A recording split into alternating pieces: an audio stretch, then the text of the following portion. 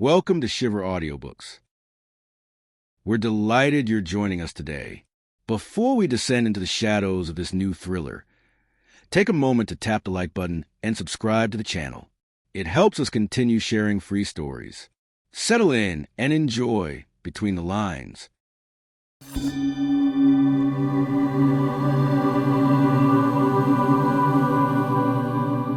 Chapter 1. The Silence of the Archives. Mia was a creature of the periphery. If you were to ask any student at St. Jude's University about her, they would likely struggle to place her face. She was the girl in the back of the lecture hall, the one who left the moment the professor stopped speaking, the one who seemed to dissolve into the gray stone of the campus buildings. Mia didn't mind being invisible. In fact, she had spent most of her 21 years perfecting it. She had grown up in a small, quiet town where the loudest sound was the wind through the pines. Her father had been an engraver, a man who spent his life peering through a magnifying glass at copper plates, teaching Mia that the most important details in life are often the ones the naked eye misses. The beauty is in the depth of the line, Mia, he used to say. Look past what is obvious. When he passed away during her final year of high school, Mia took that lesson and his old set of magnifying loupes with her to the city. Now, living in a cramped dorm room that smelled perpetually of linseed oil and bitter coffee, Mia lived a life of deliberate isolation. Her room was her true universe. The walls were covered in her own canvases, landscapes that contained no people, only the raw, silent power of nature. She painted moorlands under a bruised sky and forests where the mist seemed to move if you stared long enough. To Mia, painting was a way to control the world, to freeze a moment of peace and keep it safe from the chaotic, loud reality of university life. She had few friends, not because she was unkind, but because she found social interaction exhausting. The constant ping of group chats and the pressure to have an opinion on everything felt like static to her.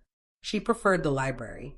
The university library was a cathedral of hushed voices and heavy paper, a place where time felt like it moved slower. On this particular Tuesday, Mia sat at her favorite mahogany desk in the south wing. The afternoon sun was filtering through the high, arched windows, catching the dust motes that danced in the air. She had finished her art history essay early, and as was her ritual, she had picked up a copy of the National Chronicle from the communal rack. Usually, the news was just background noise to her, a record of a world she didn't quite feel part of. But as she flipped to the center spread, a large advertisement for a new luxury development, the Aurelius Towers, caught her eye. The ad was placed by Global Infrastructure Holdings, a name that had been in the headlines recently alongside several prominent politicians for their role in the upcoming World Games. Mia leaned in, her artist's eye instinctively analyzing the composition of the page. She noticed a strange shimmering in the white space, the narrow gaps between the lines of the main article about the city's economic growth. At first, she thought it was a trick of her vision, a result of staring at her latest landscape for 6 hours straight. She adjusted her position, allowing the sunlight to hit the paper at a sharp, 45-degree angle. Suddenly, the white space wasn't white anymore. Faint, needle-thin letters began to emerge, printed in a translucent, iridescent ink that only became visible under a specific spectrum of light. It was a secret language hidden in plain sight. Contract 9B. Demolition disguised as structural failure. Site, Olympic Plaza. Projected date, August 12th. Builder's insurance claim to cover the deficit of the harbor project. Mia's breath hitched. She felt a sudden, sharp coldness in her chest. She looked up, her eyes darting around the silent library. A few rows away, a student was buried in a thick textbook. The librarian was busy stamping returns. Everything was normal. Everything was quiet. She looked back at the paper. Between the lines of a quote from a smiling senator, she read, "Political clearance confirmed. Minister V receives 15% equity in shell company Blue Bridge upon completion of the accident. Silence is bought. The games must go on." Mia's hands began to shake, the paper rustling loudly in the stagnant air. She wasn't just looking at a newspaper. She was looking at a ledger of blood and greed. Her father had taught her to look past the obvious, but he had never warned her what to do when she found something monstrous hidden there. She was an average student. She was an unnoticeable painter. She was a girl who lived in the shadows. But as the sun dipped below the horizon and the secret text faded back into the white of the page, Mia realized that the shadows were no longer a place to hide. They were a place where the truth was kept, and she was the only one who had learned how to read them. Chapter 2: The Persistence of Vision. That night, the silence of Mia's dorm room felt different. Usually it was a warm, protective cocoon, but tonight it felt thin, like a sheet of ice that might crack at any moment. She sat on the edge of her bed, her eyes fixed on the blank canvas on her easel. For the first time in years, she didn't want to paint. The landscapes of her mind, the quiet moors and still lakes, had been invaded by the sharp, jagged lines of the text she had read in the library. Turpentine fumes, she whispered to the empty room. It has to be. Or the light. The library lamps are old, they flicker. They create patterns. She tried to rationalize it. She was a girl who spent too much time alone, an artist who was trained to find shapes in the clouds. It was a classic case of pareidolia, her brain forcing meaning into a printing error or a water stain. Yet, deep down, the daughter of the engraver knew better. A water stain didn't name specific dates. A printing error didn't mention Minister V. or 15% equity. Sleep refused to come. At 3 a.m., Mia stood up and walked to her closet. Hidden beneath a stack of winter sweaters was a small, velvet-lined wooden box. It was the only thing she had left of her father's workshop. Inside lay his professional tools, a set of fine steel burins, and most importantly, his high-powered magnifying loupes. The next morning, Mia didn't go to her art history lecture. Instead, she waited outside the university library, her heart hammering a frantic rhythm against her ribs. She was the first one through the doors when the bells struck 8. She didn't look at the librarian. She didn't look at the other students. She went straight to the newspaper rack and grabbed a fresh copy of the National Chronicle, along with 2 other local papers, the City Herald and the Evening Post. She retreated to the south wing, but this time she chose a different desk, one further back in the shadows, away from any potential wandering eyes. She spread the papers out like a map of a forbidden territory. She started with the National Chronicle. She pulled her father's loupe from her pocket, a small, heavy piece of brass and glass, and pressed it against the page. Through the lens, the world of the newspaper transformed. The letters of the headlines became giant, ink-splattered monoliths. But as she moved the glass over the white space between a report on the new stadium's construction and an editorial on city planning, her breath stopped. The translucent ink was there again. Without the direct sunlight of the previous day, it was harder to see, but through the magnifying loupe, it was undeniable. It wasn't just text, it was a complex, microscopic lattice of data. Update: Sector 7 support beams treated with accelerated corrosion catalyst. Estimated structural life: 14 days post-opening. Builder's insurance payout confirmed via offshore account, Xanthos. Total: $650 million. Mia felt a cold sweat break out on her forehead. She pushed the Chronicle aside and grabbed the City Herald, a completely different publication owned by a rival media group. She scanned the front page, her hands trembling. She found an article about the upcoming gala for the World Games. She pressed the loupe to the paper. Security protocols for VIP box be bypassed. Emergency exit 4A to remain unmonitored during the 2000 hours window. Political assets cleared for exit. The accident must appear total. It wasn't just one paper. The conspiracy was embedded in the very architecture of the city's information. It didn't matter who owned the press. The ink was being added during the final distribution or by a ghost in the printing software that served the entire region. The politicians and the construction giants weren't just building a stadium. They were building a massive, sacrificial pyre, and they were using the Daily News to coordinate the details of the massacre. Mia leaned back, the loop slipping from her fingers and clattering onto the mahogany desk. She felt a wave of profound nausea. She was a girl who painted landscapes to escape the noise of the world, yet here she was listening to the loudest, most violent secret in the country's history. She looked at her hands. They were stained with charcoal and paint, the hands of a creator. Across the room, she saw a group of students laughing, oblivious, planning their weekend trips to the very games that were being rigged to collapse. "I have to tell someone," she whispered. "But who? The police?" The initial V likely referred to Minister Vanderholt, the man who oversaw the police budget. The builders were the city's largest employers. She was an unnoticeable student with a history of isolation. Who would believe her? They would call it a schizophrenic episode, a girl seeing ghosts in the ink. Just as she began to gather the papers to leave, a shadow fell across her desk. Mia froze. She didn't look up immediately. She saw a pair of polished, black leather shoes, expensive, professional, and entirely out of place in a student library. "Interesting choice of reading material," a voice said. It was smooth, cultured, and devoid of any warmth. Mia slowly raised her head. Standing over her was a man in his late 50s, wearing a charcoal gray suit that screamed power. He wasn't a student and he wasn't a professor. He looked like the kind of man who sat in the boardroom she had just been reading about. He was looking not at her, but at the magnifying loupe sitting on the desk. "That's a very fine lens," the man continued, his eyes finally meeting hers. They were as cold and gray as a winter sea. "An engraver's tool, if I'm not mistaken. Most people these days don't look quite so closely at the world." Mia's heart felt like it was going to burst through her chest. She didn't say a word.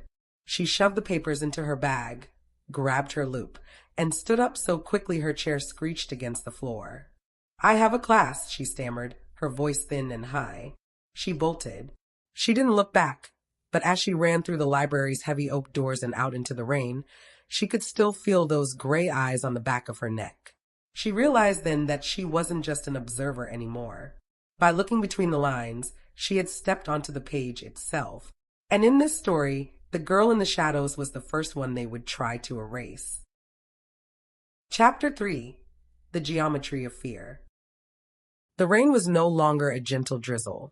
It had transformed into a cold, lashing curtain that blurred the Gothic spires of the university into jagged, dark silhouettes. Mia ran. She didn't take the main paths across the quad, where the security cameras perched like vultures on the stone arches. Instead, she took the narrow service lanes, splashing through deep puddles, her lungs burning with the sharp, damp air. She reached her dormitory, a nondescript brick building on the edge of campus, and scrambled up the stairs to the third floor. She fumbled with her keys, her hands shaking so violently that she dropped them twice before finally catching the lock. Once inside, she threw her weight against the door and turned the deadbolt. Silence. Her room was exactly as she had left it. The smell of linseed oil was still there, thick and comforting. Her latest landscape, a study of a storm-racked cliffside, sat on the easel, the dark blues and purples of the paint looking almost black in the shadows of the room. But the comfort was gone. The sanctuary had been breached, not by a person, but by the knowledge she carried. Mia dumped the contents of her bag onto her bed. The newspapers were damp, the edges curling. She grabbed her father's loupe and, with a feverish intensity, began to cross-reference. She didn't just read the words, she began to map them. She took a large sheet of sketching paper and pinned it to her wall, right next to her paintings. With a charcoal pencil, she drew a rough map of the city's Olympic Plaza. Using the information gleaned from the Chronicle and the Herald, she marked Sector 7. It was the massive Eastern Support Arch, the literal backbone of the stadium. It was designed to hold the weight of 50,000 cheering fans. "Support beams treated with accelerated corrosion catalyst," she whispered, her voice trembling. She realized what they had done. It wasn't a bomb. A bomb was too obvious, too easy to trace to terrorists. They were using chemistry. By treating the steel with a catalyst hidden within the concrete pour, they had ensured that the structure would look perfect during inspection, only to turn to brittle dust under the rhythmic vibration of a capacity crowd. It was an accident waiting for a heartbeat. A sudden, soft thud came from the hallway. Mia froze, her charcoal pencil snapping in her hand. She stared at the door. Her breath hitched in her throat. She lived at the end of the hall. Nobody should be walking past her door at this hour. Then came the sound of something metallic, a faint, rhythmic clicking. Someone was trying the lock, not with a key, but with a deliberate, professional slowness. Mia's gaze darted around the room. There was no back exit. The window led to a sheer 3-story drop onto a concrete courtyard. She grabbed her heavy wooden maul stick, a tool she used to steady her hand while painting, and stood by the easel, her knuckles white. The clicking stopped. A small, white envelope was slid under the door. It moved slowly across the linoleum floor like a pale tongue. Mia waited for a full minute, her heart hammering so loudly she thought it would wake the entire floor. When she finally heard the distant sound of the stairwell door closing, she crept toward the entrance. She picked up the envelope. It was heavy, high-quality cardstock. There was no name, no address.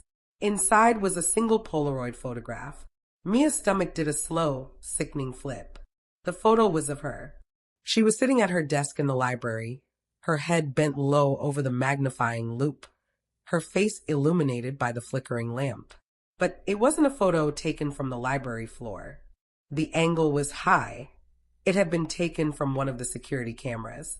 On the back of the photo, written in the same precise, technical script she had seen in the newspapers, were 4 words.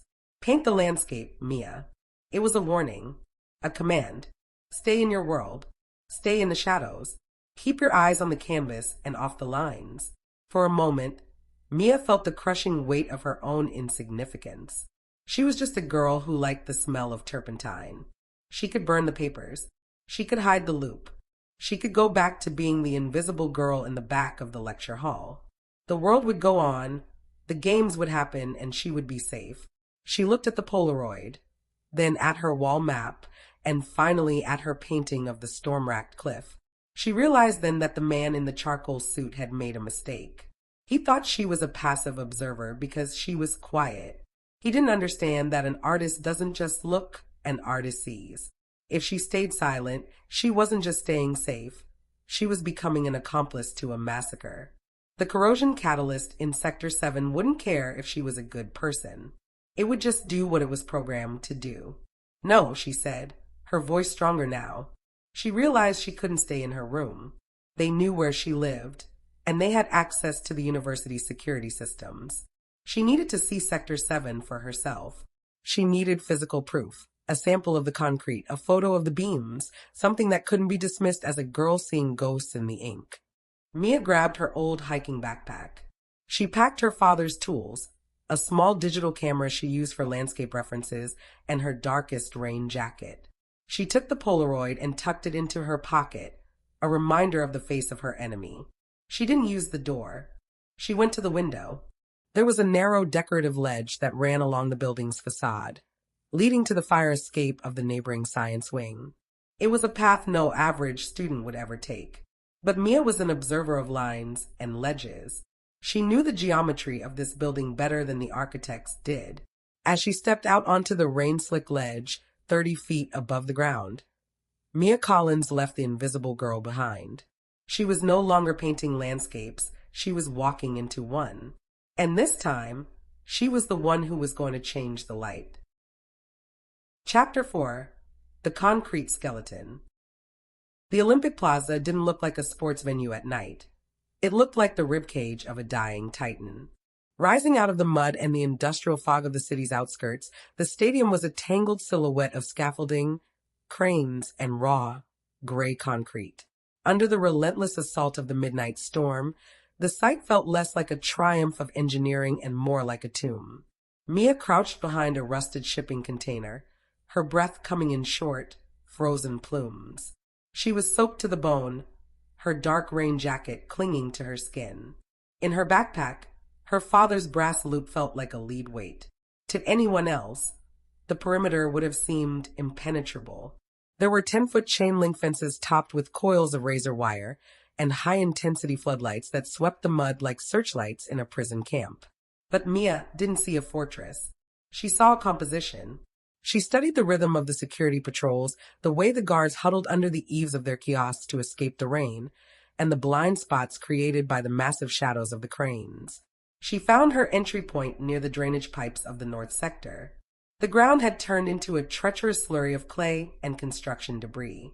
Mia crawled through the muck, the smell of wet cement and diesel fuel filling her lungs. She squeezed through a gap where the fence had been undermined by the rain, her heart thumping against the muddy ground. Once inside, the scale of the treachery became overwhelming. The stadium was vast, a hollow amphitheater of shadows. She navigated by the map she had memorized, the sketch on her dorm room wall. Sector 7, she whispered, her teeth chattering. The eastern support arch. She climbed.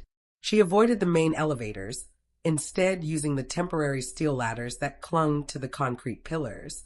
Each rung was slick with rain and oil. Her fingers, usually so nimble with a brush, were numb with cold. She climbed 30, 60, 100 feet into the air, the wind howling through the open steelwork like a choir of ghosts. She reached the junction where the main arch met the foundation of the VIP seating area. This was the heart of Sector 7. According to the messages, this was where the catalyst had been introduced. Mia pulled out her father's loop and a small, high-powered LED torch.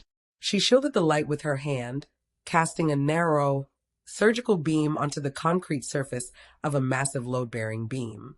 To the naked eye, the concrete looked solid, a uniform gray. But through the magnifying glass, the truth began to bleed through. Mia gasped. The surface of the concrete was covered in a microscopic network of fractures, like a spiderweb made of frost. It wasn't natural settling. She took a small steel scraper from her father's kit and gently pushed against a section of the beam. The concrete didn't chip, it crumbled. It had the consistency of wet salt. The catalyst, she breathed. It was a chemical betrayal. The interior steel rebar, meant to provide the tension that held the arch together, was being eaten alive from the inside out. In a few weeks, the weight of the crowds and the rhythmic vibration of thousands of feet would turn this entire sector into a landslide of rubble and twisted metal. She pulled out her digital camera. With shaking hands, she began to document the damage, the unnatural efflorescence on the beams, the crumbling joints, the Nordic builders' stamps on the defective sections. Each flash of the camera felt like a thunderbolt in the darkness. Mia was so focused on the lens that she almost didn't hear the sound. It wasn't the wind. It was the hum of an electric motor. She looked down. A service elevator was rising toward her level. Its amber light pulsed through the rain. Mia scrambled back into the shadows behind a stack of insulation panels, her heart nearly stopping. The elevator reached the platform with a soft ding. Two men stepped out. One was a site foreman in a hard hat, looking nervous. The other was the man in the charcoal gray suit from the library. The structural integrity is dropping faster than predicted, the foreman said, his voice trembling. If we don't reinforce Sector 7 now, it might go before the opening ceremony. The man in the suit didn't look at the beams. He looked out over the dark city. Reinforcement is not the goal, Mr. Grieg. Timing is the goal. The failure must be spectacular, and it must happen when the cameras are live. Ensure the supports hold until the national anthem begins. Not a second longer. But the casualties, the minister said. The minister has been paid to mourn, not to count, the man in the suit interrupted. He suddenly stopped and tilted his head. He walked toward the very beam Mia had just scraped. He leaned down and touched the floor. He picked up a small, dark fragment, a piece of charcoal that had fallen from Mia's pocket. He turned the charcoal over in his gloved fingers, a thin, cruel smile touching his lips. He looked directly toward the insulation panels where Mia was hiding. Our little painter is working late, he said softly. Search the level. Leave nothing but the landscape. Mia didn't wait to be found. She knew she couldn't go back down the ladder. They would catch her before she hit the ground. She looked up. Above her was the heavy-duty cable of a construction crane that stretched across the entire stadium to the opposite sector. It was a line, a terrifying, narrow, lethal line. She grabbed her backpack, took a breath that tasted of rain and terror, and stepped out onto the narrow catwalk leading to the crane's base. Behind her, she heard the heavy boots of the men hitting the metal grating. There she is. Flashlights cut through the dark, reflecting off the rain. Mia didn't look back. She reached the cable housing and, using a heavy carabiner from her gear, she hooked herself onto the secondary guide wire. It was a desperate, suicidal move she had only seen in movies, but she was a girl who understood the physics of weight and tension. She leaped. The world turned into a blurred streak of gray and black. The wind screamed in her ears as she slid across the void of the stadium, 100 feet above the jagged concrete floor. The friction heat burned through her gloves, but she held on, her eyes fixed on the far platform. She slammed into a pile of safety netting on the west sector, the impact knocking the air from her lungs. She didn't stop to recover. She rolled, scrambled to her feet, and vanished into the maze of the lower scaffolding just as the searchlights began to converge on her position. She had the photos. She had the proof. But as she vanished into the rainy night, Mia realized that the man in the suit was right about one thing. The landscape had changed. She wasn't just observing the conspiracy anymore. She was the only thing standing between the city and its own funeral. Chapter 5: The Static Network. Mia didn't go back to her dorm. She knew that the moment she stepped onto campus, the security cameras, the eyes that the man in the charcoal suit seemingly controlled, would snap her into focus. Instead, she spent the remaining hours of the night in a 24-hour laundromat 3 miles from the university, huddled in the back corner behind a row of vibrating dryers. She used the heat from the machines to dry her clothes and her shivering skin, while she clutched her backpack as if it contained the sun itself. As the first gray light of dawn touched the grimy windows of the laundromat, Mia pulled out her digital camera. She scrolled through the images, the crumbling concrete, the spiderweb fractures, the Nordic builder's stamps. They were clear, irrefutable. To anyone with a soul, they were pictures of a crime. To Mia, they were her only shield. "I just need to send them," she whispered to the rhythmic thud-thud of a dryer. "One email to the police. One upload to a news site. Then it's over." She found a small internet cafe near the train station, a place that smelled of stale cigarettes and old keyboards. She paid in cash for an hour on a terminal in the far back. Her fingers were stiff as she plugged her camera's memory card into the slot. She opened an anonymous email service and began to attach the files. She typed a frantic message to the city's largest independent news outlet. "Look at the Eastern Support Arch Sector 7.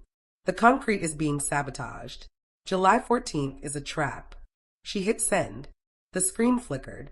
A small circle spun, the universal symbol of waiting. Then a red box appeared. Connection error. Upload failed. Mia frowned. She checked the cable. Everything seemed fine. She tried to navigate to a different site, a national whistleblowing platform. Page not found. She tried a social media site. Access denied. Panic, cold and sharp, began to rise in her chest. She looked around the cafe. A teenager was playing a game. An old man was reading sports scores. Their screens worked perfectly. She tried to open a simple search engine to look up the names of the construction companies. The moment she typed Nordic Builders, the browser window simply vanished, replaced by a clean, white screen with a single line of text. "System maintenance in progress. Please relax, Mia." She yanked the memory card out of the machine. The conspiracy wasn't just in the ink of the newspapers. It was in the pipes of the city itself. They didn't need to block the whole internet. They just needed to block her. They had her MAC address from her phone, her student ID, and likely her biometric signature from the library cameras. She was a zero in the system, a ghost that the network had been told to ignore. She left the cafe, her heart racing. Every person she passed on the street holding a smartphone felt like a potential sensor. Every CCTV camera on every lamppost felt like a loaded gun. The smart city she lived in was suddenly a digital cage. The underground path. She realized she couldn't use the digital world to fight a digital enemy. She needed to go back to the analog world, the world of her father.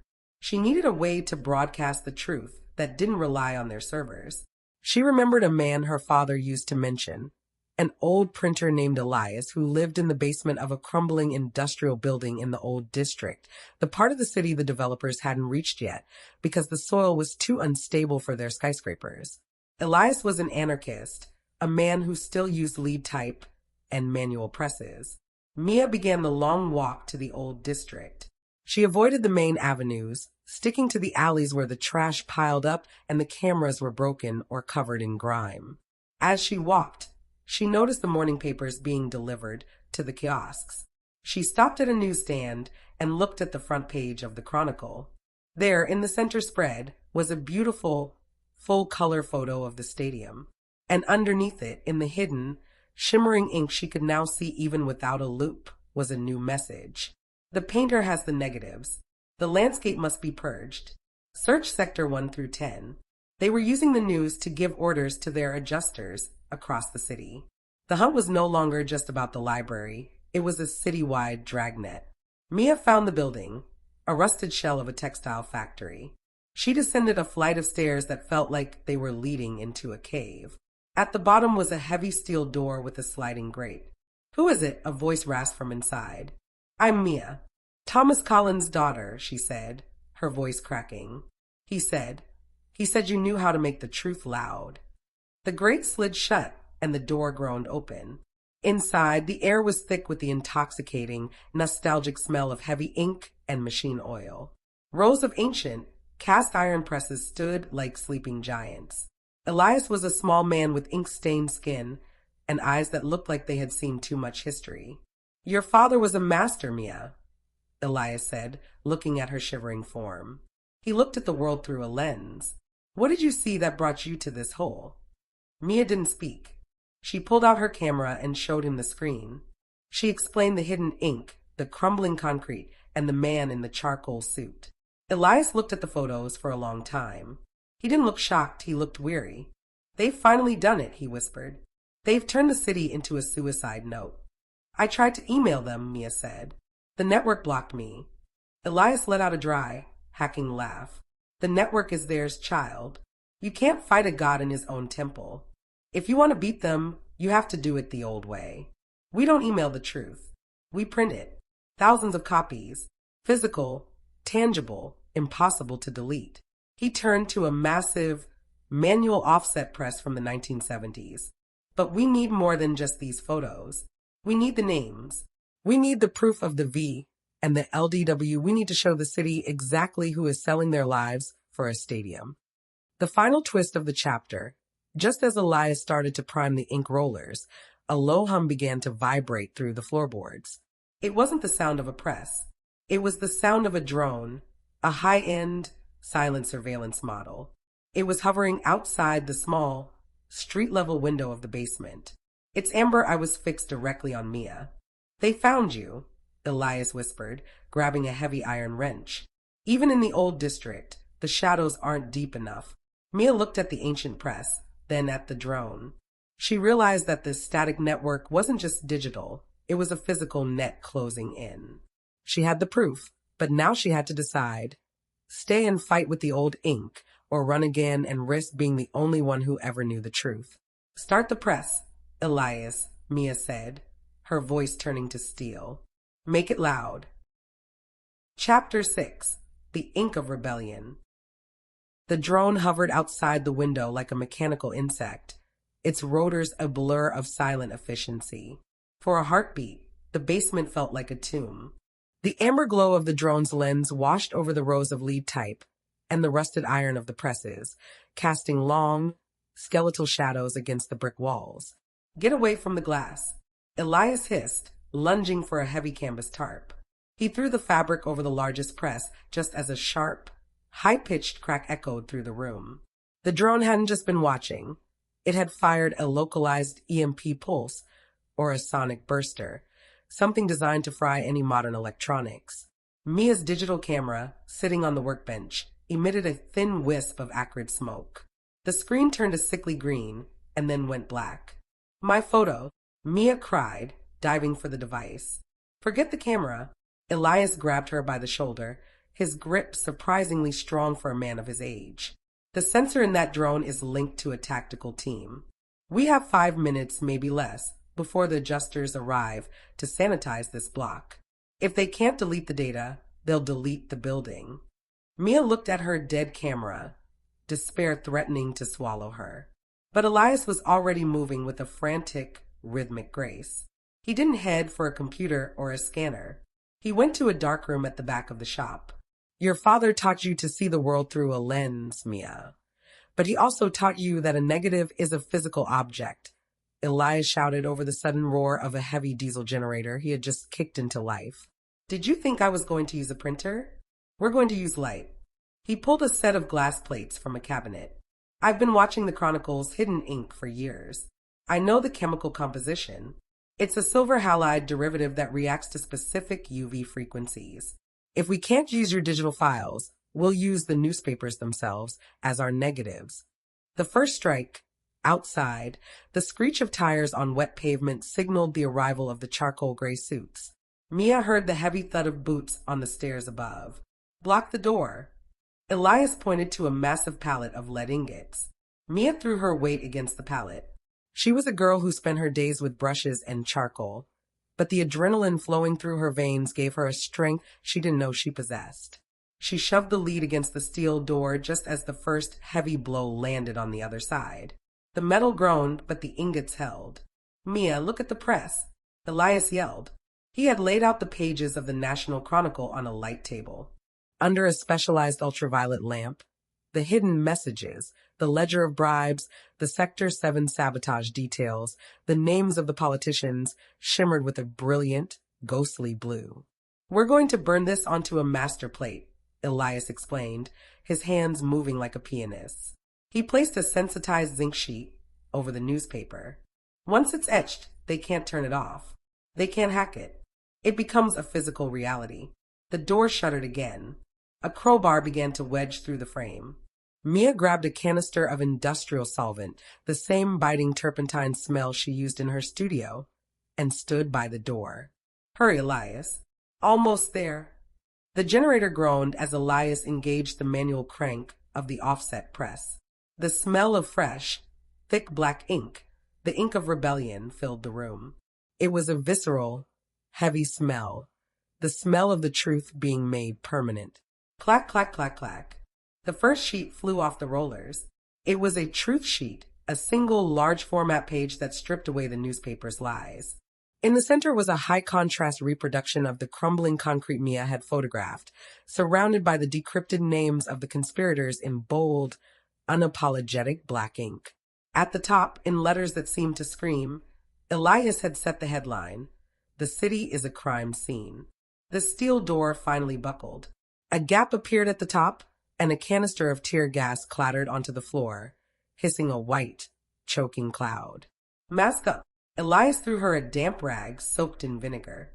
He didn't stop the press. He kept cranking, his face purple with exertion, until a stack of 500 sheets sat on the tray. We can't win a firefight, Mia, Elias coughed through his rag. But we can win the narrative. Take half the stack. Go through the coal chute. It leads to the old sewers. They won't follow you there. The methane levels are too high for their electronic gear. What about you? Mia grabbed the heavy stack of papers, tucking them under her waterproof jacket. Elias looked at his ancient shop, then at the door that was about to burst open. He picked up a flare gun from the workbench. I've spent 40 years in the basement, child. It's time I made a little light of my own. Go. Tell the city what's between the lines. Mia hesitated for a fraction of a second, looking at the man who had risked everything for a girl he barely knew. Then, as the door flew off its hinges, she dived into the narrow, soot-stained coal chute. As she slid into the darkness, she heard the roar of the flare gun and the sudden, thunderous whoosh of the industrial solvents igniting. The print shop was going up in a spectacular, defiant blaze, taking the secret press, and the evidence of where she had been with it. Mia landed in the cold, waist-deep water of the old sewers. It was pitch black, silent, and smelled of decay. But clutched to her chest, she felt the warmth of the fresh ink. She had 500 copies of the truth, and for the first time, she wasn't just observing the landscape. She was the one who was going to redraw it. Chapter 7. The Underground Echo. The sewers beneath the old district were a nightmare of forgotten architecture. Here, the modern city's digital pulse was replaced by the ancient, rhythmic drip of groundwater and the heavy, sulphurous breath of the earth. Mia moved through the knee-deep sludge, her flashlight beam cutting a weak, flickering path through the darkness. The walls were lined with Victorian brickwork, slick with moss and a black, oily film that seemed to absorb the light. Clutched tightly against her chest, protected by her waterproof jacket, were the 500 truth sheets. They felt heavy, like a suit of armor, but also like a ticking bomb. The fresh ink was still outgassing, and the sharp scent of it competed with the rot of the tunnels. Mia's mind was a whirlwind of fire and ink. She could still hear the roar of the flare gun and the muffled explosion of Elias's shop. She didn't know if the old printer had survived, and the guilt sat in her stomach like a cold stone. She was an average student, a girl who painted landscapes because they were quiet and safe. Now she was wading through filth, carrying a stack of paper that the most powerful men in the country were willing to kill for. "Stay focused," she whispered, her voice echoing hollowly off the vaulted ceiling. Lines and ledges, just like a painting. She remembered the map Elias had shoved into her hand before the gas had hit. The old sewers followed the original grid of the city, leading directly toward the central transit hub, the beating heart of the metropolitan area. If she could reach the hub by 7:30 a.m., she would hit the peak of the morning commute. Thousands of people, all moving toward their offices, their phones in their hands, their eyes glazed over. She needed to break that trance. As she reached a junction where 3 tunnels converged, Mia stopped. She killed her flashlight. In the absolute darkness, she heard it, a faint, high-pitched whine. It wasn't the sound of wind or water. It was the sound of a servo motor. Whir, click, whir. She pressed her back against the wet bricks, her heart hammering. A pale blue light began to dance across the water 50 yards ahead. It was a search drone, but not the flying kind. This was a crawler, a spider-like robot equipped with thermal sensors and a high-definition camera. The conspiracy hadn't given up. They knew the coal chute led to the sewers. They were treating the tunnels like a giant game of Minesweeper. Mia watched the blue light sweep the walls. The drone was moving toward her, its metallic legs clicking against the brick with terrifying precision. She looked around. There was no side tunnel to hide in, only a narrow overflow pipe 6 feet above the water line. She reached up, her fingers fumbling for a grip on the slimy brickwork.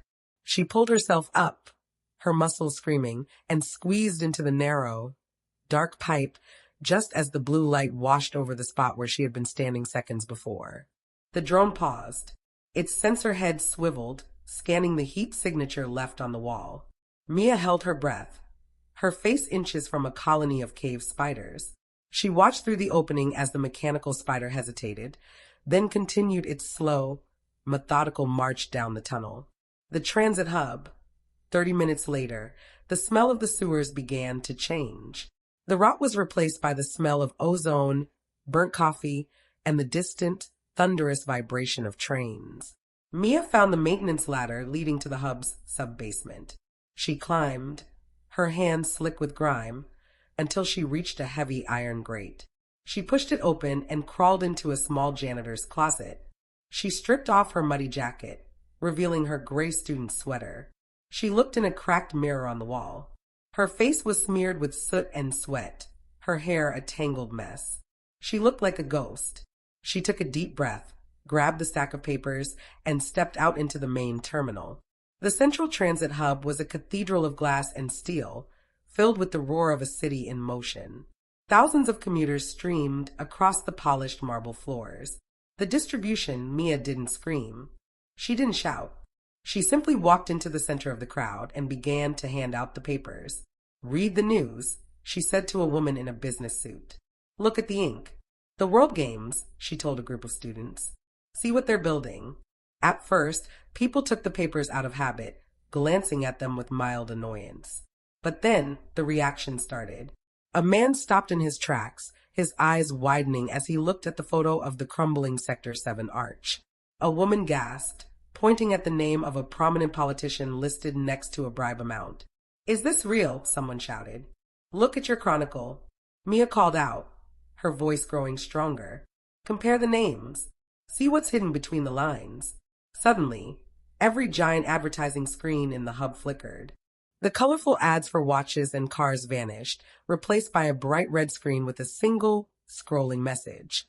Security alert. An escaped patient from St. Jude psychological ward is distributing fraudulent and dangerous material. Do not engage. Report all sightings to the armed guards immediately. Mia's face appeared on the screens, a grainier, distorted version of her student ID photo.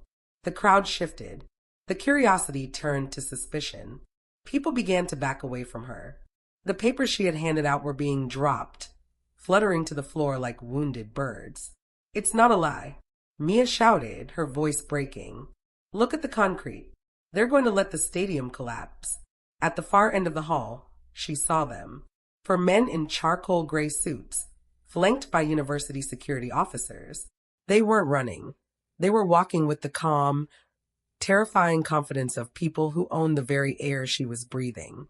Mia looked at the remaining 200 papers in her hands. She looked at the screens, calling her a lunatic. She realized that giving the truth to the people wasn't enough if the people were too afraid to believe their own eyes. She turned and ran toward the escalator leading to the upper viewing deck, the highest point in the hub. She didn't have a plan, but she knew one thing. She couldn't let them take the last of the ink. Chapter 8. The Height of Truth.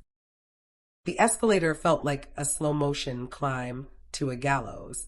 As Mia rose above the sea of commuters, she could see the chaos spreading below.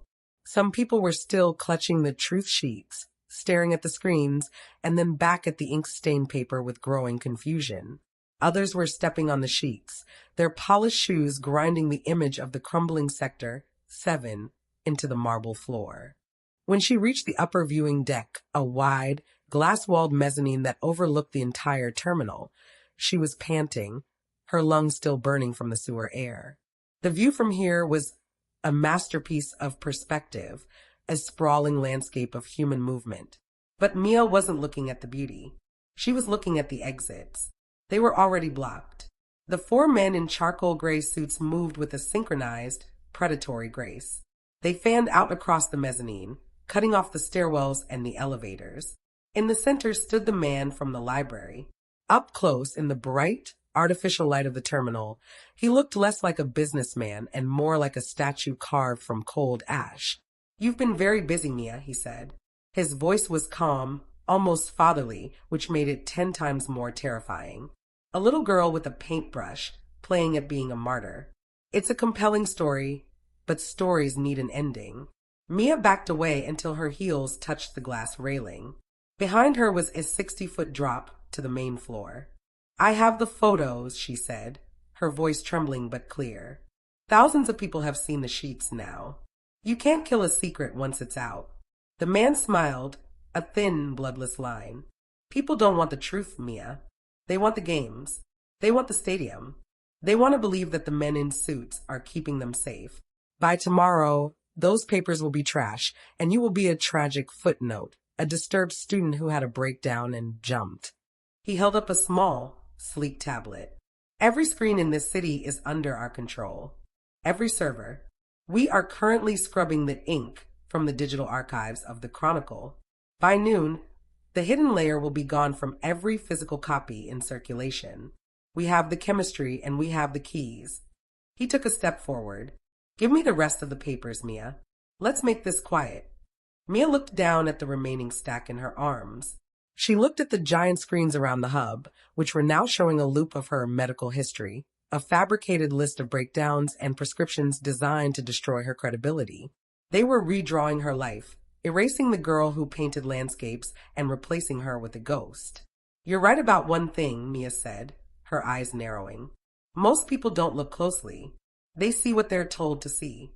She felt the Polaroid in her pocket, the one they had slid under her door. Paint the landscape, Mia. A sudden, brilliant idea sparked in her mind, a realization born of her years of mixing pigments and studying the physics of light. The hidden ink Elias had used was silver halide based. It was meant to be read in the dark or under UV light. But there was one thing about silver halide that every old-school photographer knew.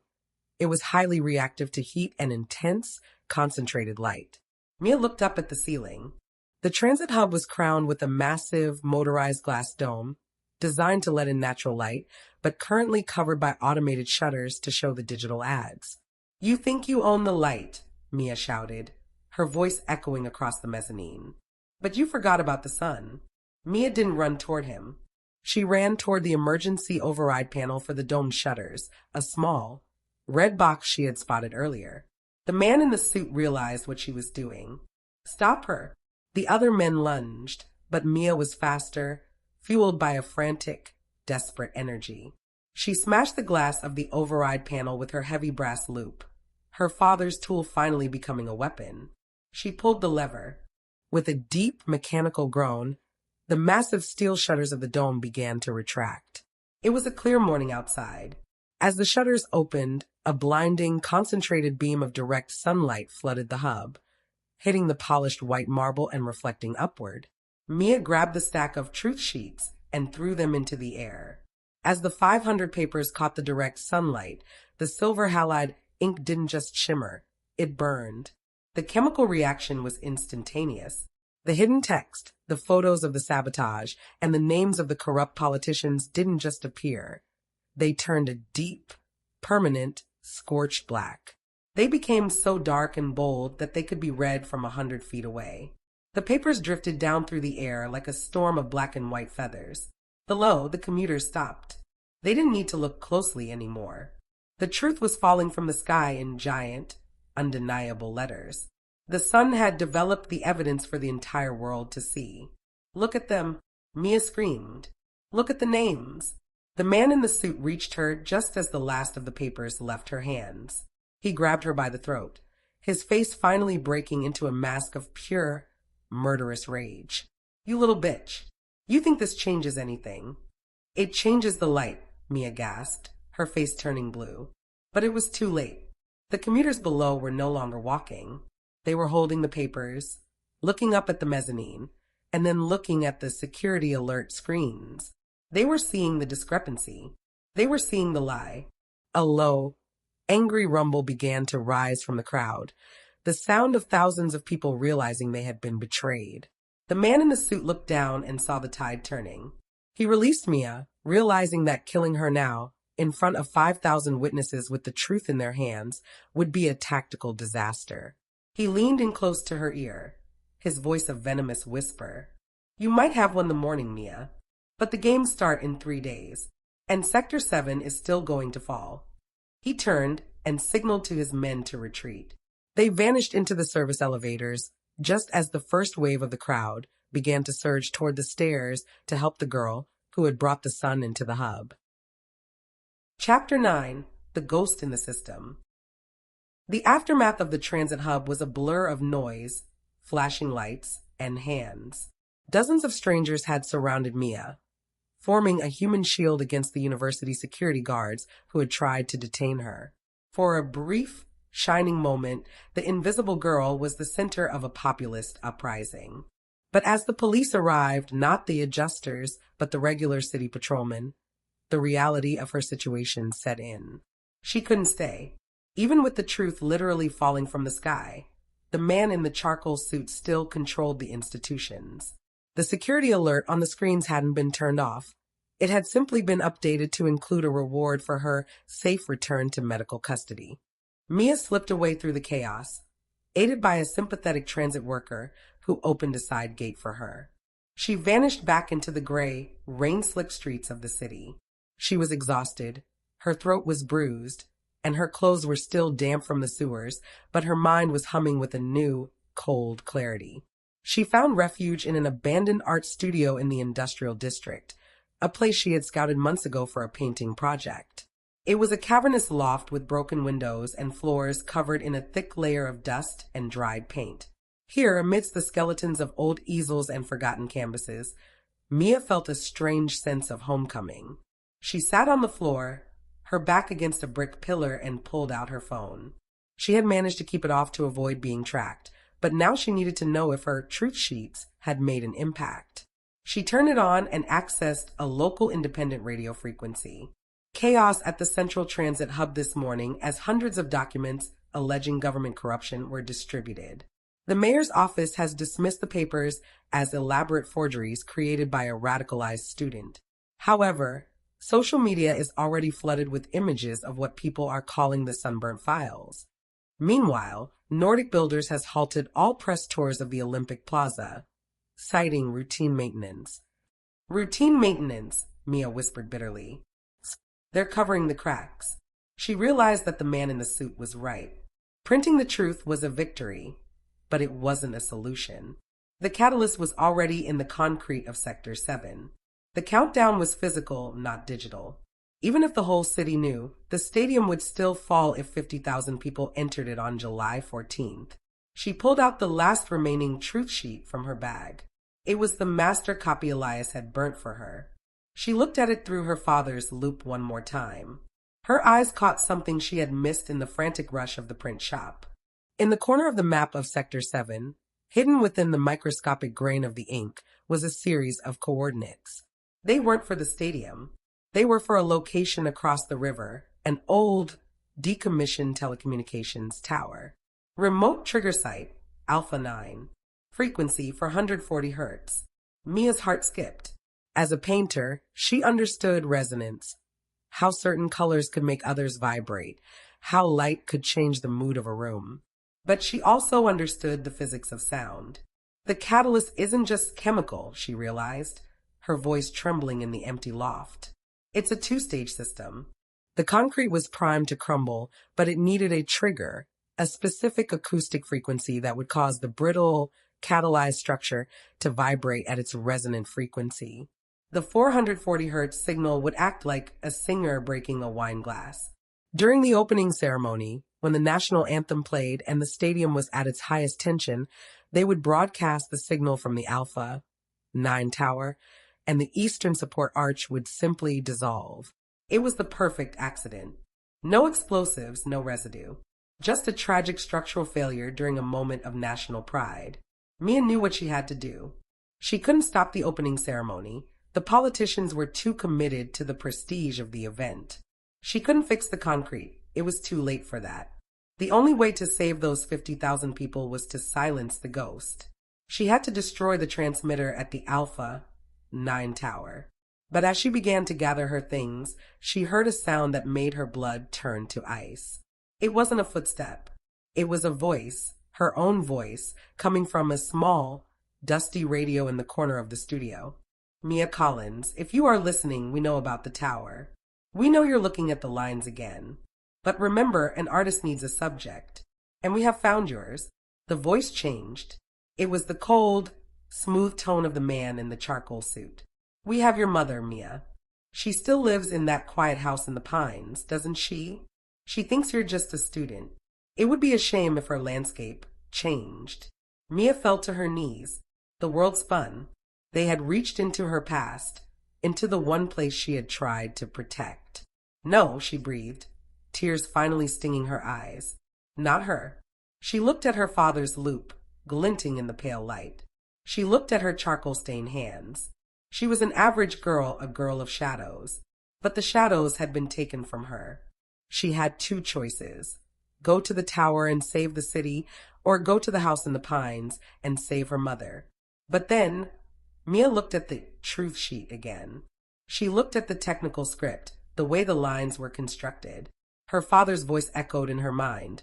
Look past what is obvious, Mia. Look at the depth of the line. She noticed a tiny, almost invisible discrepancy in the coordinates for the Alpha 9 tower. A smudge of ink that shouldn't be there. She pressed the loop to it. It wasn't a smudge. It was a phone number. A direct line to the transmitter's override. Elias hadn't just printed the truth. He had printed a back door. He had known she would be hunted. He had known they would threaten her.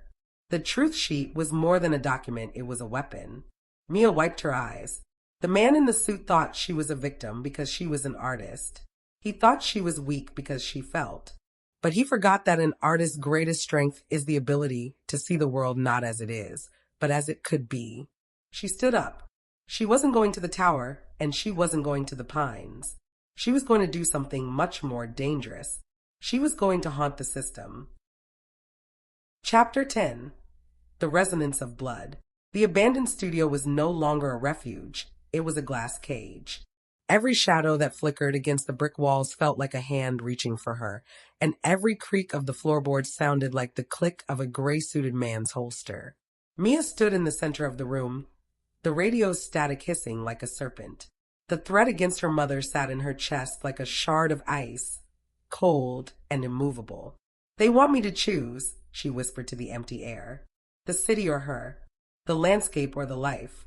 But Mia's eyes were fixed on the magnifying loop, and the hidden phone number Elias had etched into the truth sheet.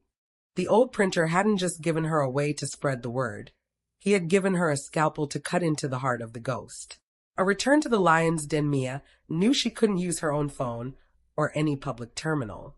They would trace the signal in seconds. She needed a high bandwidth, encrypted gateway that was buried under layers of institutional noise. She needed to go back to St. Jude's University, specifically to the advanced physics lab where Liam, the cynical lab assistant from her earlier days, spent his nights.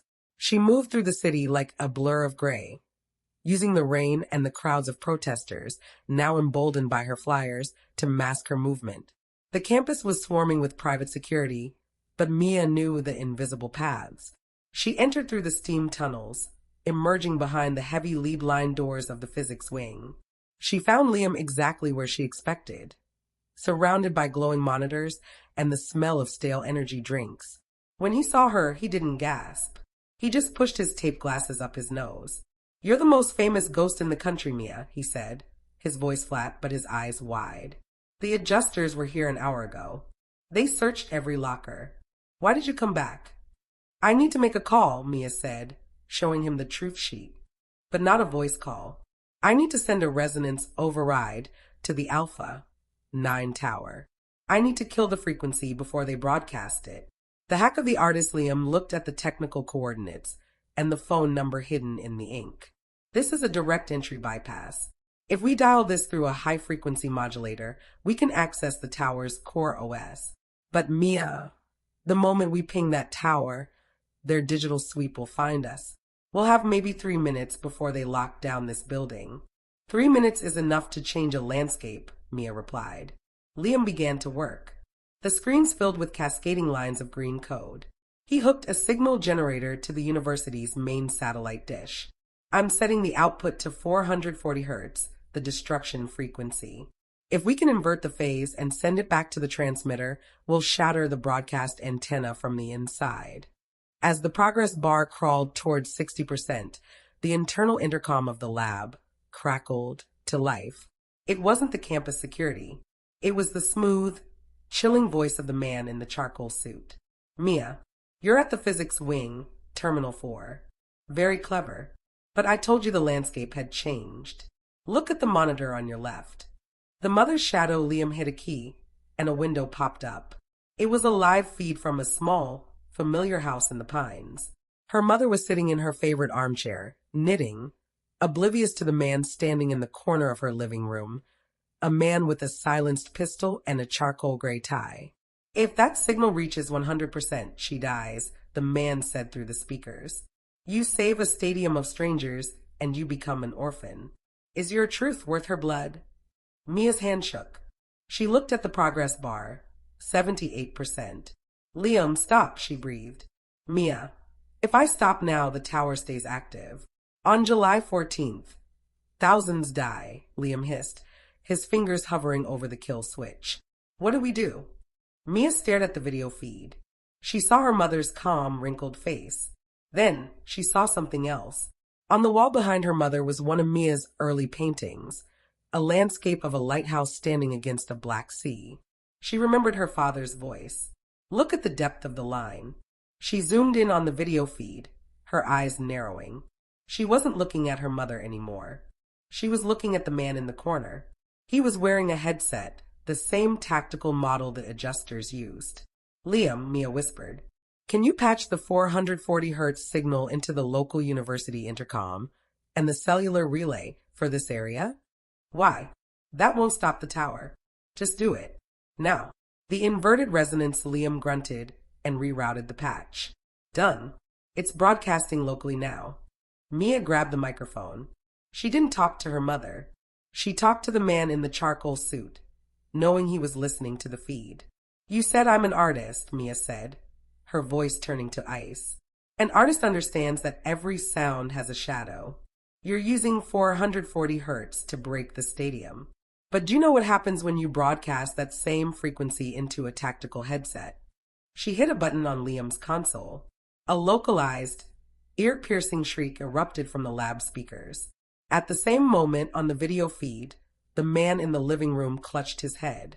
The 440 hertz tone, amplified through his own communication gear, was literally vibrating his inner ear to the point of collapse. He fell to his knees, dropping the gun, his face contorted in agony. Now, Liam, send the phase inversion to the tower. The silence of the ghost Liam slammed the enter key. 100%. 100 miles away, at the Alpha 9 tower, the massive broadcast dish began to vibrate. The steel struts hummed, then screamed, as the inverted resonance tore through the mechanical structure. With a spectacular shower of sparks, the transmitter exploded, the heavy metal melting into a useless pile of slag. The ghost was dead. The trigger was gone. Mia watched as her mother, startled by the noise, stood up and walked toward the man on the floor. "Oh, dear, are you quite all right, sir?" she heard her mother ask on the feed. Mia slumped into the chair, the adrenaline leaving her body in a sudden, cold wave. She had saved the stadium, and she had saved her mother. But as she looked at the monitors, every screen in the lab suddenly turned black. A single line of text appeared, not from the man in the suit, but from the system itself. The architect is displeased. The game has not ended. It has merely become physical. The sound of heavy boots shattered the glass of the lab's front door. The adjusters were no longer playing with frequencies. They were coming for the girl who had seen too much. Chapter 11. The Final Perspective. The sound of shattering glass was the final bell tolling for Mia's life as a student. The advanced physics lab, once a sanctuary of cold logic and green code, was now a kill box. The heavy lead-line doors at the main entrance groaned under the weight of a tactical battering ram. "We have to go, Liam," Mia shouted, grabbing her backpack. "The elevators are locked, and the stairwells are crawling with them," Liam said, frantically wiping his hard drives. "We're 4 stories up. Unless you've learned how to paint wings, we're trapped." Mia looked around the lab. Her eyes didn't see equipment. They saw light, angles, and the potential for deception. "Liam, do you still have those high-intensity theater projectors for the optics experiments? The 10,000 lumen ones?" "Yeah, in the back storage, but what?"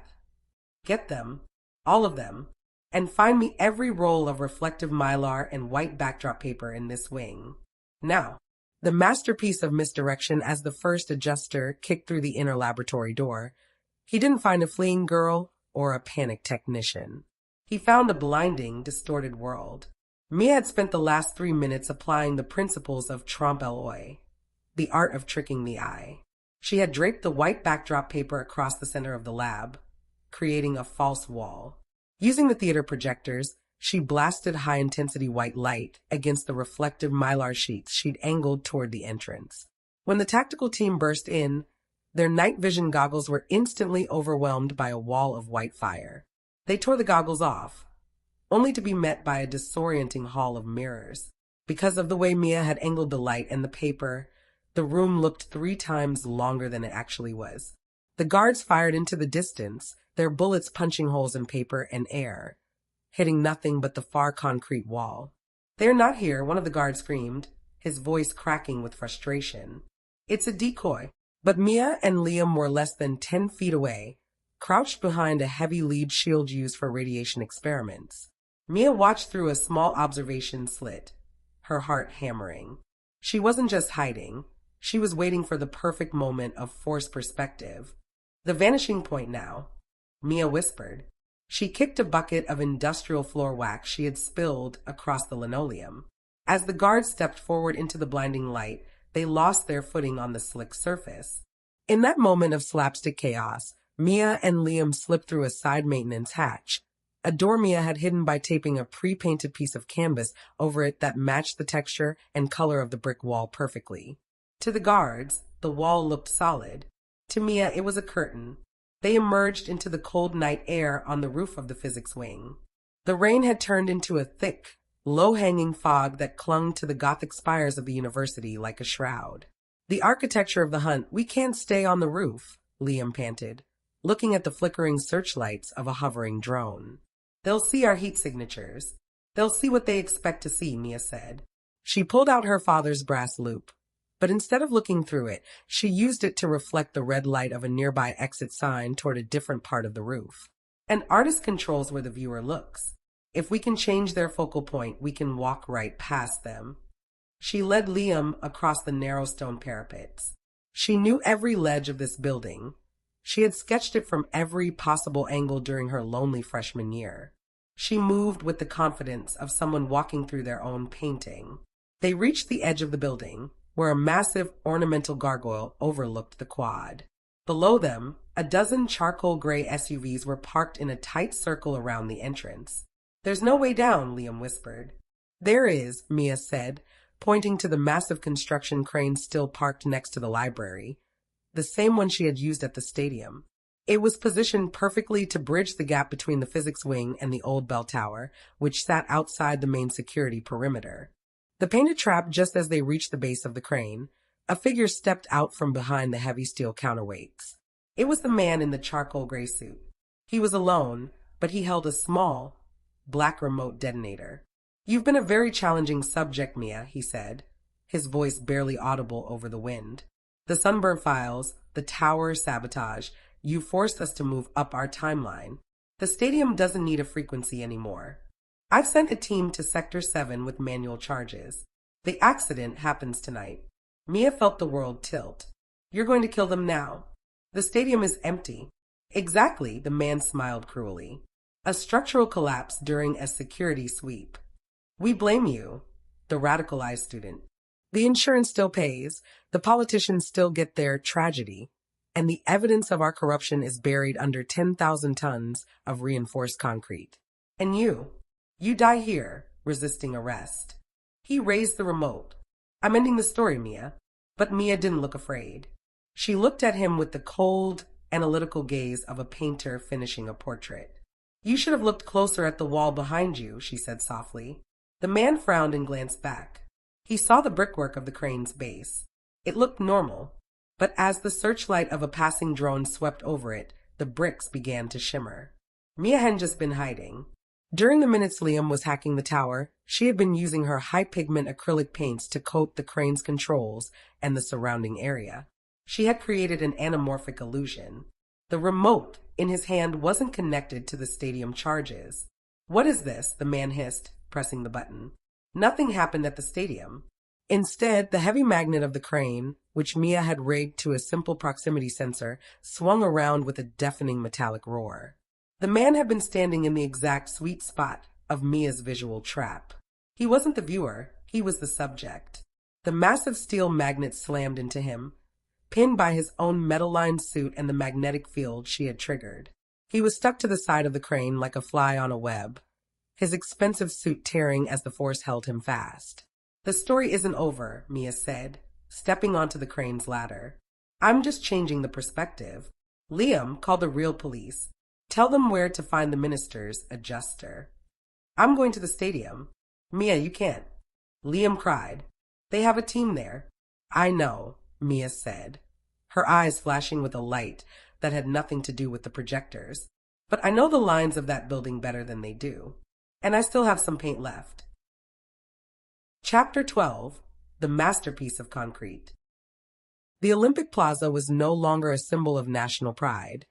It was a hollowed-out skeleton waiting for its final breath, under the bruising purple light of a pre-dawn sky. The stadium felt like an ancient cathedral built for a god of rubble. The rain had stopped, leaving behind a thick, suffocating fog that muffled the city's distant hum. Mia didn't enter through the drainage pipes this time. She didn't need to hide in the mud. She walked through the main VIP entrance, her father's brass loop gripped in one hand and a heavy industrial bag of pigment and solvents in the other. She moved with a strange, quiet dignity. She was no longer the girl who was afraid of her own shadow. She was the artist who owned the space. The interior of the beast inside, the stadium was a cathedral of shadows. The air was cold and tasted of wet dust and iron. Mia could hear the rhythmic clink, clink, clink of metal on stone echoing from the far side of the arena. It was the sound of the demolition team, the sanitization crew, setting the manual charges on the weakened Sector 7. She navigated the service tunnels with a haunting precision. Every corner, every staircase, every load-bearing pillar was etched into her mind. She knew where the light hit the concrete and where the shadows pooled like ink. As she reached the base of the eastern support arch, she saw them.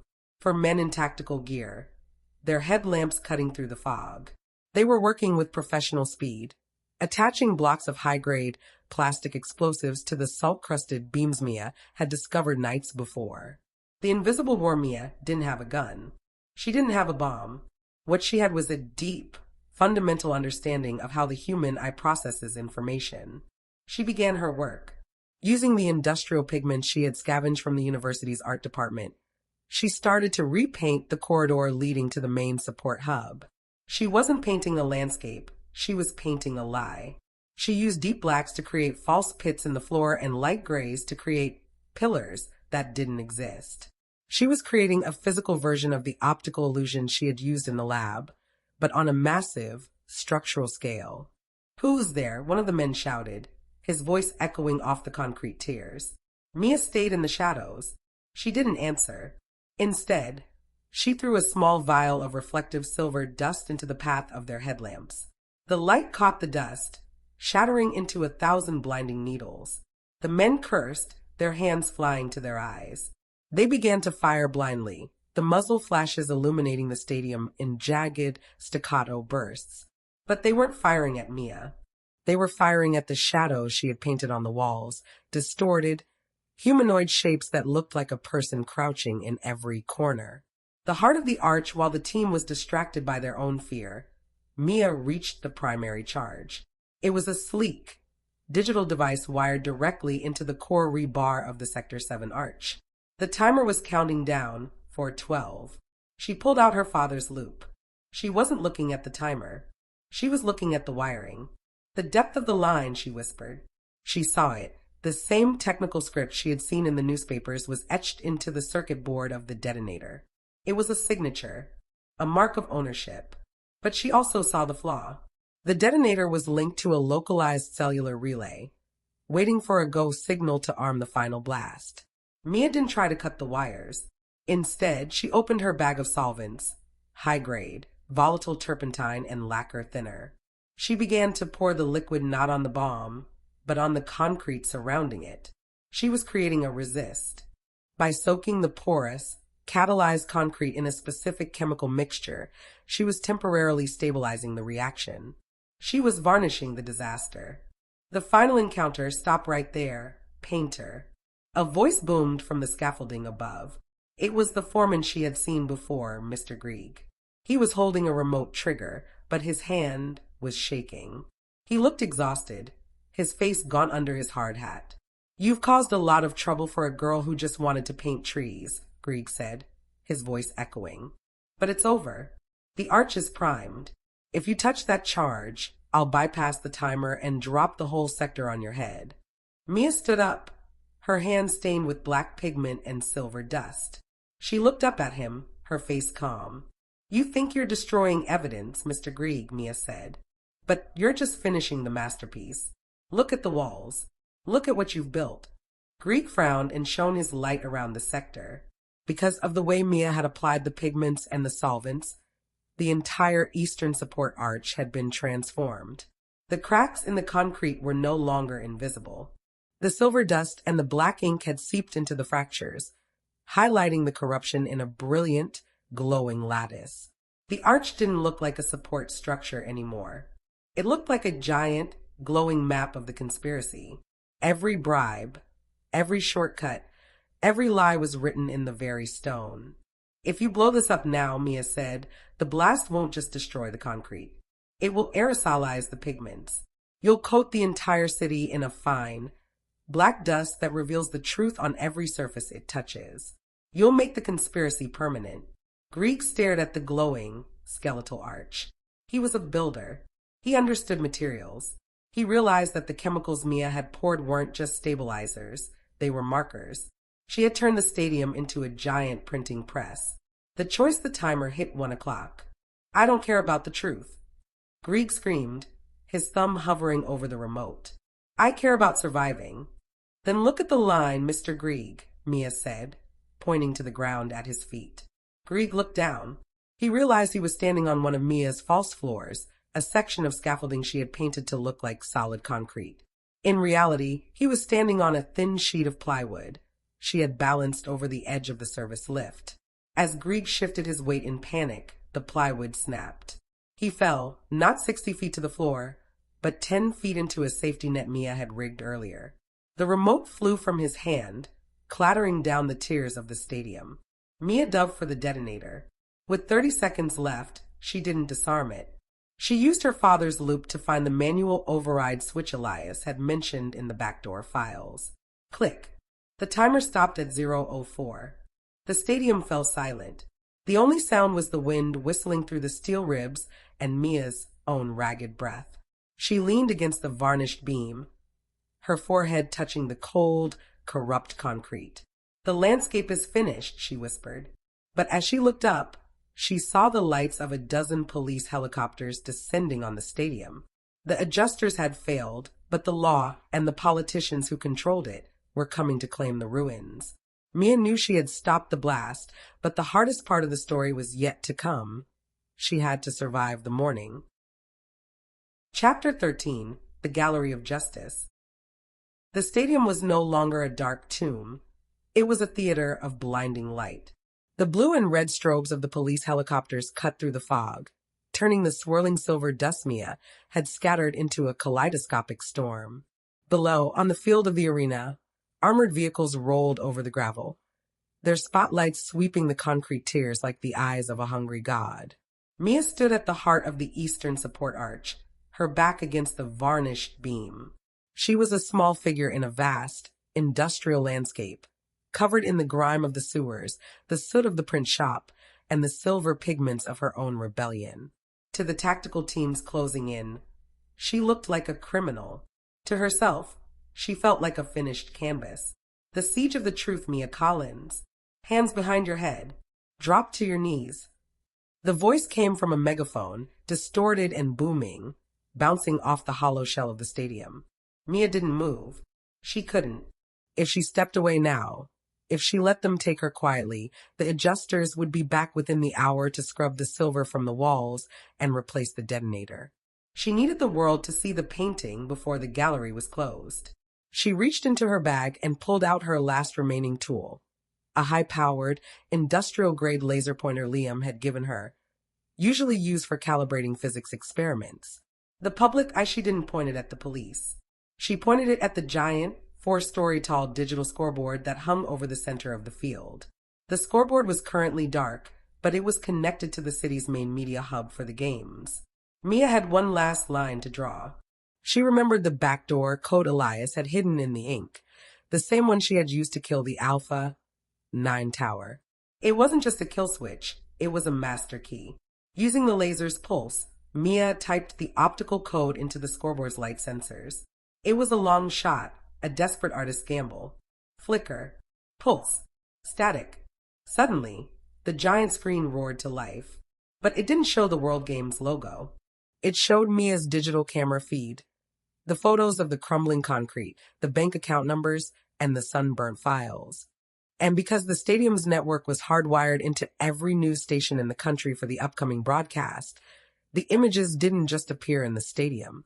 They appeared on every television, every smartphone, and every billboard in the city. The final stand, a tall figure emerged from the shadows of the VIP seating. It wasn't a guard. It was Minister Van der Holt himself, the Minister V from the hidden text. He was dressed in an expensive trench coat, his face pale and twisted with a mixture of fear and arrogance. "Turn it off, Mia," he said, his voice echoing through the arena. He was flanked by the remaining adjusters, their weapons drawn. "You've made your point. You've humiliated us. But the state is bigger than a few photographs. We can tell the people it was a hack. We can tell them you're a terrorist." "Look at the arch, Minister," Mia said, pointing her laser at the beams behind her. Under the concentrated beam of the laser, the silver halide pigments she had poured into the cracks didn't just glow. They ignited with a brilliant, cold fire. The chemical reaction she had prepared intensified, making the lattice of corruption look like a neon map of a terminal disease. You can't call it a hack when the building itself is testifying, Mia shouted. The concrete doesn't lie. The physics of your greed is written in the stone. Every person in this city is looking at their screens right now, and they're looking at this stadium. They're coming here, Minister. Can you stop 10,000 people from seeing the truth with their own eyes? The turning tide, as if on cue, the distant sound of the city changed. The sirens were joined by a new sound, the roar of a crowd. The thousands of commuters from the transit hub, the students from the university, and the citizens who had picked up the truth sheets were descending on the Olympic Plaza. They had seen the scoreboard broadcast. They had seen the painter standing her ground. The regular police officers on the field began to hesitate. They looked at the giant screen, then at the glowing, fractured arch, and then at the minister. They weren't adjusters. They were people who lived in this city, people who had been planning to bring their families to this stadium in 3 days. Sector 7 is a death trap, one of the patrolmen shouted over the radio. Look at the beams. The girl is right. The gallery is open. Minister Van der Holt saw the momentum shifting. He looked at the adjusters, but they were already backing away into the shadows, realizing that a massacre in a stadium filled with live cameras and thousands of witnesses was a battle they couldn't win. The minister turned back to Mia, his eyes filled with a desperate, pathetic loathing. You've destroyed everything. The economy, the prestige, all for what? A few lines in a paper. For the landscape, Mia said, her voice dropping to a whisper. For the truth of the world as it is, not as you wanted to paint it. As the first wave of the public burst through the stadium gates, bypassing the guards, the Gallery of Justice was officially open. The people didn't come to watch a game. They came to see the crime. They touched the crumbling concrete. They photographed the glowing silver cracks, and they stood around Mia Collins like a living wall. Mia slowly lowered her laser. She felt the weight of her father's loop in her pocket. She had looked closer than anyone else, and in doing so, she had forced the world to open its eyes. The minister was led away in handcuffs, not by his own men, but by the regular officers he had once commanded. The adjusters vanished, but their names were now scorched into the digital memory of the nation. Mia sat down on the cold concrete floor, exhausted. She watched as a young child picked up a flake of the silver-stained concrete and looked at it with wonder. The story wasn't over. There were still trials, reconstructions, and a long road to healing, but the accident had been prevented.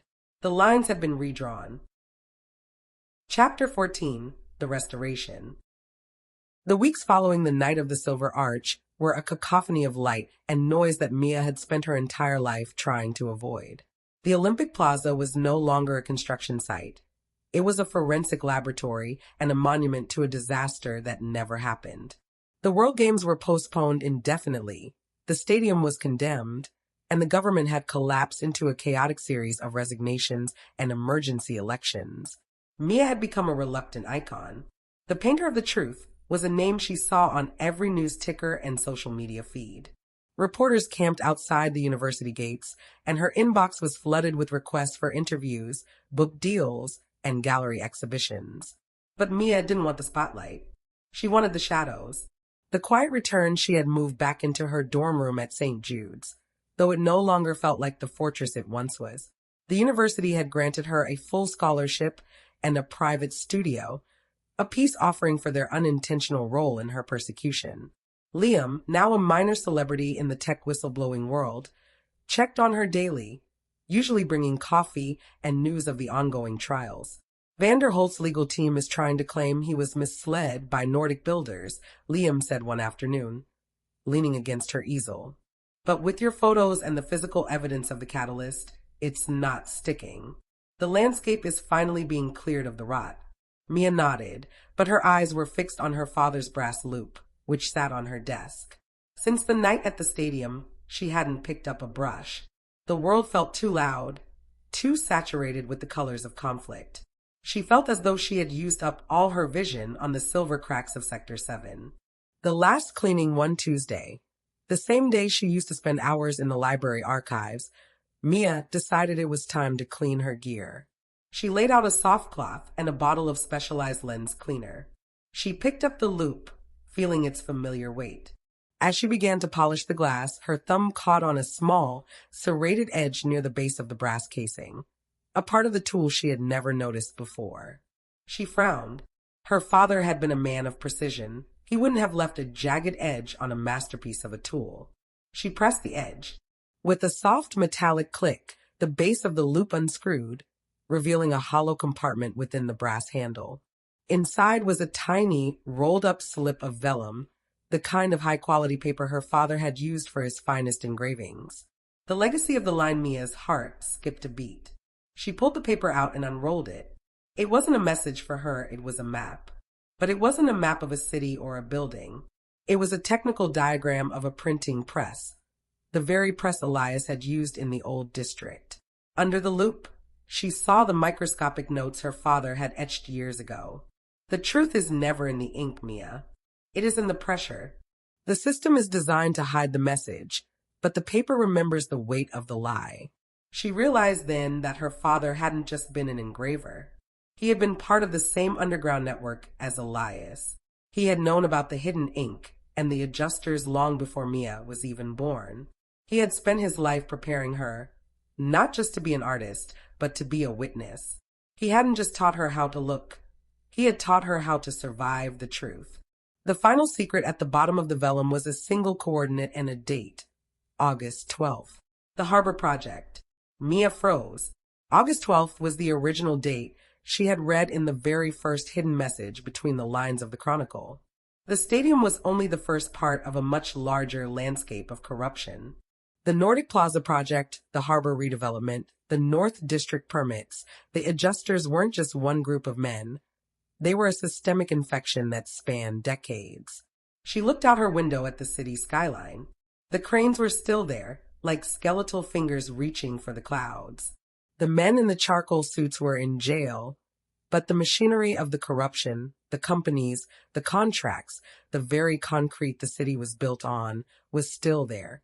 The artist Duty Mia looked at her blank canvas. For weeks, she had thought she was finished. She thought the story had reached its vanishing point. But as she looked at the vellum in her hand, she realized that a restoration is never truly finished. You don't just clear the rot, you have to rebuild the foundation. She picked up a charcoal pencil, her fingers finding their old rhythm. She didn't start a landscape. She started a portrait of her father, holding the loupe, looking through the glass. The weight of the lie, she whispered. She knew what she had to do. She couldn't go back to being the invisible girl, but she wouldn't be the celebrity either. She would be the ghost in the machine. She would take the scholarship, the studio, and the fame, and she would use them as a screen. Behind the scenes, she would keep looking. She would keep reading between the lines. Because as long as there was ink on paper and concrete in the ground, there would be something hidden that needed to be seen. The final brushstroke, she dipped her brush into a deep, midnight blue. She began to paint the harbor as it was, dark, deep, and filled with secrets. She wasn't just painting a scene. She was preparing a dossier. The city thought the painter had saved them. They didn't realize that she was just getting started. The restoration of the city's soul was going to be her greatest masterpiece, and she would paint it one hidden line at a time. Chapter 15. The Unfinished Canvas. The air in Mia's new studio was different from the cramped, turpentine-choked dorm room of her past. It was large, industrial, and flooded with the cold, honest light of a northern exposure. The university had given her this space in the attic of the Fine Arts building, a place where the roof met the sky and the city looked like a vast, intricate model spread out beneath her feet. To the outside world, Mia Collins was the girl who had retired. After the trials and the media firestorm, she had retreated into her studies. The public assumed she was traumatized, perhaps spent, a one-hit wonder of heroism who had used up all her courage in a single night at the stadium. She rarely gave interviews, and when she did, she spoke only of color theory and the importance of preserving historical archives. It was the perfect camouflage. The double life by day, Mia was the diligent student, her hands perpetually stained with the soot of charcoal and the oils of her trade. She attended lectures on Renaissance perspective and the chemistry of pigments. She sat in the back of the room, as invisible as she had ever been. But by night, the studio transformed. The large, central easel didn't hold a landscape of moorlands or forests. It held a massive, evolving map of the city's industrial complex. Mia had learned that the truth sheets and the stadium collapse were only the surface layers of a much deeper painting. The vellum map she had found in her father's loop had opened a door that couldn't be closed. She wasn't just a painter anymore. She was an investigator of the physical world. The Harbor Project, her current focus, was the Harbor Project. August 12th was approaching. On the surface, the redevelopment of the old shipping docks was a beacon of the city's new era, a plan to turn rusted warehouses into affordable housing and green parks. But Mia, looking through her father's brass lens at the blueprints published in the City Herald, saw the familiar, shimmering pressure of the lie. She had spent the last week painting the harbor. But these weren't artistic studies. She was using a specialized ultraviolet paint she had mixed herself, invisible to the naked eye, but vibrant under the right light. On a massive canvas, she was recreating the harbor's structural layout, marking the stress points where the new permits overlapped with the old, unstable foundations Elias had warned her about. The final visitor late one Friday night. As a summer storm rolled in over the coast, a soft knock came at her studio door. Mia didn't startle. She calmly draped a white sheet over her harbor map and picked up a palette of harmless watercolors. "Come in, Liam." Liam entered, shaking a wet umbrella. He looked older, his face lined with the stress of his new job at the city's Reform Digital Oversight Committee. He didn't say a word. He just walked over to the window and looked out at the lights of the harbor. "They're starting the piling for the North Pier tomorrow," Liam said softly. "The sensors I installed are already picking up micro tremors. The ground shouldn't be moving yet, Mia." Mia walked over to stand beside him. She pulled the brass loop from her pocket, the tool that had become her compass. "It's the same catalyst, Liam. They didn't stop the production. They just moved the factory. The men we caught were the brushes, but the artist behind this is still out there, holding the palette." Liam turned to her, his expression grim. "The police think it's over. They think the adjusters were a rogue cell. If we go to them now without a smoking gun, they'll call us paranoid. They'll say the painter is seeing ghosts again." Mia looked at her reflection in the dark glass of the window. She saw the girl who used to hide in the library, but she also saw the woman who had stood in the center of the stadium and commanded the sun. "Then we don't go to the police," Mia said. "Not yet. An artist doesn't show a half-finished work. We wait until the evidence is undeniable. We wait until the lines are so clear that even the blind can see them." The unfinished canvas Liam left an hour later, leaving behind a thumb drive containing the encrypted soil density reports from the harbor. Mia returned to her easel. She pulled the white sheet away. The harbor map glowed under her studio's UV lamps, a complex, beautiful, and terrifying web of silver and black. It was a masterpiece of hidden truths. She picked up a fine-tipped brush and dipped it into a pot of the iridescent silver ink. She leaned in close, her father's loop held to her eye. In the corner of the harbor map, between the lines of the Plan C wall, she began to etch a tiny, microscopic message. It wasn't a confession, and it wasn't a warning. It was a signature. She realized that her life was no longer a series of landscapes. It was an ongoing restoration. Every building, every contract, every newspaper was a layer of paint that she had to peel back to find the reality beneath. She would never be finished. The canvas of the city was too large, the ink of greed too persistent. But as she made the first stroke on the harbor project, Mia felt a profound sense of peace. She wasn't lonely anymore. She was the observer. She was the guardian. She was the one who looked between the lines. The final image, the storm broke, and a single bolt of lightning illuminated the studio. For a split second, the map of the city and the map of the conspiracy were one and the same. Mia Collins stood before the canvas, her brush poised, her eyes wide and unblinking. The world was quiet again, but in the shadows of the harbor, the ink was already beginning to dance. Mia smiled. She reached for a new tube of black paint. The next chapter of the landscape was about to begin.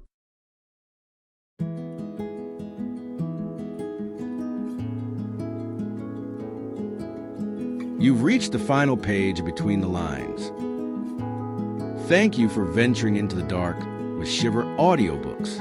If the shadows still whisper to you, our playlist is ready with more stories that will keep your pulse racing before you disappear into the night. Tap like and subscribe so you never miss the next tale waiting to unsettle you. We're grateful to have you in our community, and we'll meet again in the next story.